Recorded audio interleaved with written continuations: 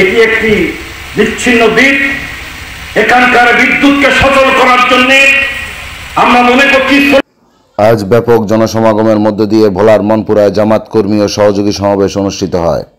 মনপুরার উত্তর সাকুচিয়া এলাকায় বৃহত্তর বাংলা বাজারে আলোচিত এই সমাবেশ আয়োজন করেন জামাত ইসলামী মনপুরা শাখা।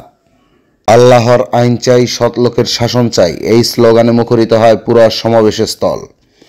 এ সময় প্রধান অতিথি হিসাবে বক্তব্য রাখেন কেন্দ্রীয় শুরা সদস্য অধ্যাপক ফখরুদ্দিন খান রাজি, ভোলা জেলা আমির মাস্টার জাকির হোসেন, জেলা সেক্রেটারি মাওলানা কাজী হারুনুর রশিদ, মনপুরা আমিরে জামাত মাওলানা আমিনুল ইসলাম জসিম ও মনপুরা উপজেলার সাবেক আমিরে জামাত হাফেজ মাওলানা রফিকুল ইসলাম সহ অন্যান্য নেতৃবৃন্দ।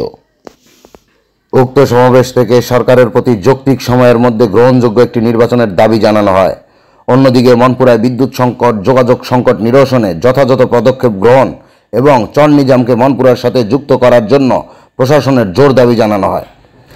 পরিশেষে দোয়া মোনাজাতের মধ্য দিয়ে সুষ্ঠু ও সুশৃঙ্খলভাবে জামাতের কর্মী সভা ও সহযোগী সমাবেশ সমাপ্ত হয়। মেহেদী হাসান, নিউজ ডেস্ক, ভোলা নিউজ।